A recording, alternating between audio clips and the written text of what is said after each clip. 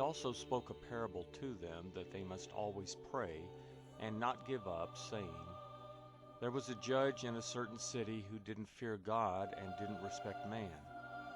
A widow was in that city, and she often came to him, saying, Defend me from my adversary. He wouldn't for a while, but afterward he said to himself, Though I neither fear God nor respect man, yet because this widow bothers me, I will defend her, or else she will wear me out by her continual coming.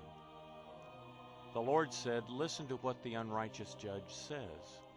Won't God avenge his chosen ones who are crying out to him day and night? And yet he exercises patience with them. I tell you that he will avenge them quickly. Nevertheless, when the Son of Man comes, will he find faith on earth?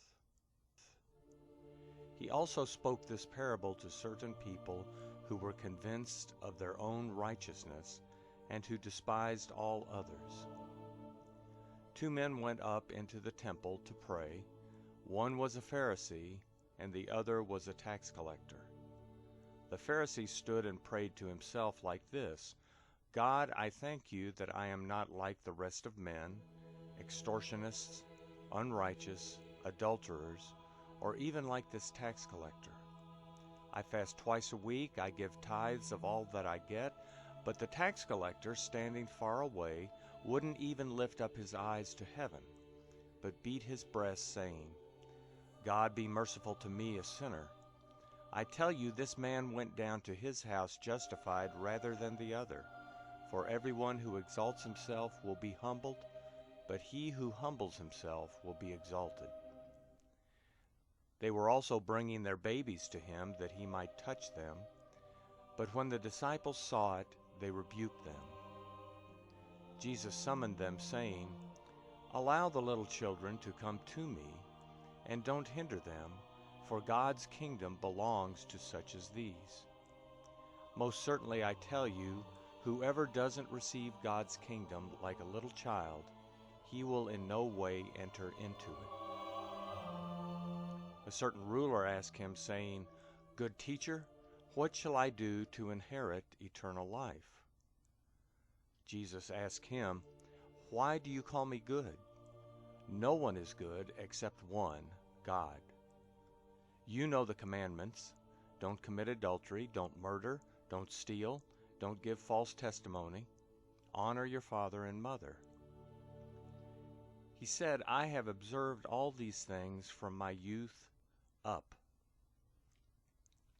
When Jesus heard these things, he said to him, You still lack one thing. Sell all that you have and distribute it to the poor. Then you will have treasure in heaven. Then come, follow me. But when he heard these things, he became very sad, for he was very rich. Jesus, seeing that he became very sad, said, How hard it is for those who have riches to enter into God's kingdom. For it is easier for a camel to enter in through a needle's eye than for a rich man to enter into God's kingdom. Those who heard it said, Then who can be saved? But he said, The things which are impossible with men are possible with God. Peter said, Look, we have left everything and followed you. He said to them, Most certainly I tell you, there is no one who has left house or wife or brothers or parents or children for God's kingdom's sake, who will not receive many times more in this time and in the world to come eternal life. He took the 12 aside and said to them, Behold, we are going up to Jerusalem, and all the things that are written through the prophets concerning the Son of Man will be completed. For he will be delivered up to the Gentiles, will be mocked, treated shamefully, and spit on. They will scourge and kill him. On the third day he will rise again. They understood none of these things.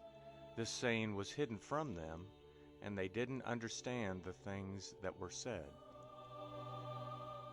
As he came near Jericho, a certain blind man sat by the road, begging. Hearing a multitude going by, he asked what this meant. They told him that Jesus of Nazareth was passing by. He cried out, "Jesus, you Son of David, have mercy on me." Those who led the way rebuked him that he should be quiet, but he cried out all the more, "You Son of David, have mercy on me." Standing still, Jesus commanded him to be brought to him. When he had come near, he asked him, "What do you want me to do?" He said, "Lord, that I may see again."